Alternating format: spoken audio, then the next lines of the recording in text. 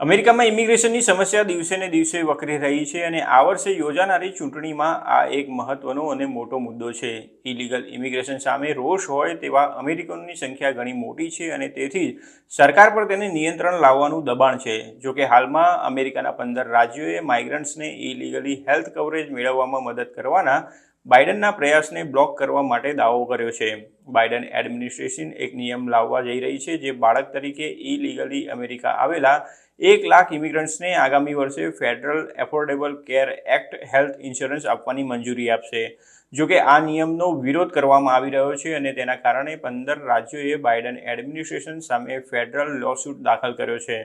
રાજ્યો આ નિયમને નવેમ્બર 1થી અમલમાં આવતા અટકાવવા માંગે છે અને ડ્રીમર્સ તરીકે ઓળખાતા લોકોને જ્યારે તેઓ કવરેજ માટે સાઇન અપ કરે છે ત્યારે ટેક્સ બ્રેક્સની એક્સેસ પ્રદાન કરે છે. અમેરિકામાં આ વર્ષે 5 નવેમ્બરના રોજ રાષ્ટ્રપ્રમુખ પદ માટેની ચૂંટણી યોજાવાની છે અને તેના 4 દિવસ પહેલાં જ એફોર્ડેબલ કેર એક્ટનું માર્કેટપ્લેસ એનરોલમેન્ટ ખુલે છે. રાજ્યોએ નોર્થ ડાકોટામાં દાવો દાખલ કર્યો છે. નોર્થ ડાકોટા પણ એવા રાજ્યોમાં સામેલ છે જેઓ આ નિયમને અમલી થતાં અટકાવવા ઈચ્છે છે. તમામ રાજ્યો પાસે રિપબ્લિકન એટર્ની જનરલ છે જેઓ ડેમોક્રેટિક પોલિસી ગોલને આગળ વધતા બાઇડન એડમિનિસ્ટ્રેશનના નિયમોને નિષ્ફળ બનાવવાના GOP પ્રયાસનો ભાગ છે. એવી દલીલ કરવામાં આવી છે કે આ નિયમ 1996ના વેલફેર રિફોર્મ કાયદા અને ACAનું ઉલ્લંઘન કરે છે. તેઓએ એમ પણ કહ્યું છે કે તેઓ વધુ ઇમિગ્રન્ટ્સને ગેરકાયદેસર રીતે અમેરિકા આવવા માટે પ્રોત્સાહિત કરશે, જેના કારણે રાજ્યો અને તેમની પબ્લિક સ્કૂલ સિસ્ટમ પર બોજ પડશે. ઘણા અર્થશાસ્ત્રીઓએ તારણ કાઢ્યું છે કે ઇમિગ્રન્ટ્સથી દેશની ઇકોનોમીને ઘણો લાભ થયો છે અને કોરોના રોગચાળા પછી ઇમિગ્રેશનને કારણે નોકરીઓમાં વધારો થયો હોવાનું જણાય છે, જેના કારણે મંદી અટકી ગઈ હતી. આ મુકદ્દમો બાઇડન અને વાઇસ પ્રેસિડેન્ટ કમલા હેરિસ પરના રિપબ્લિકન હુમલાઓ વચ્ચે કરવામાં આવ્યો છે, જે ડેમોક્રેટિક રાષ્ટ્રપ્રમુખ પદના ઉમેદવાર તરીકે માનવામાં આવે છે. રિપબ્લિકન નેતાઓ શરૂઆતથી જ ઇમિગ્રેશન મુદ્દે બાઇડન અને હેરિસને ઘેરતા આવ્યા છે અને તેમનું કહેવું છે કે ઇલીગલ ઇમિગ્રેશન રોકવામાં બાઇડન અને હેરિસ બંને નબળા રહ્યા છે. બાઇડન એડમિનિસ્ટ્રેશન દરમિયાન બોર્ડર ક્રોસિંગ રેકોર્ડ ઊંચી સપાટીએ પહોંચ્યું હતું, પરંતુ હાલમાં તેમાં ઘટાડો જોવા મળ્યો છે.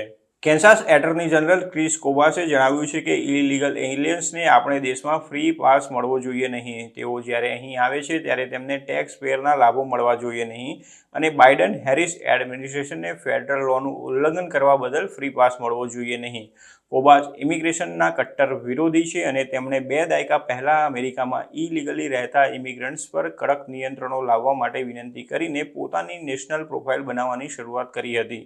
આ ઉપરાંત તેમણે 2010માં એરિઝોનાના શો યોર પેપર્સ કાયદાનો ડ્રાફ્ટ તૈયાર કરવામાં પણ મદદ કરી હતી. કેન્સાસ અને નોર્થ ડાકોટા ઉપરાંત અન્ય રાજ્યો પણ તેમાં સામેલ હતા.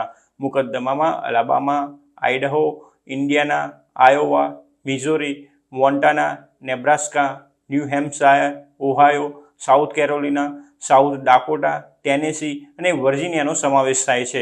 US department of health and human સર્વિસના અધિકારીઓએ ગુરુવારે મુકદ્દમા વિશે ટિપ્પણી કરવા ઈમેલનો તરત જ જવાબ આપ્યો ન હતો, પરંતુ બાઇડને મે મહિનામાં નિયમની રૂપરેખા આપતા કહ્યું હતું કે તેઓ ડ્રીમર્સને સફળ થવા માટે જરૂરી સમર્થન આપવા માટે પ્રતિબદ્ધ છે. બાઇડન એડમિનિસ્ટ્રેશન તેમને ડિપોર્ટેશનથી બચાવી રહ્યું છે.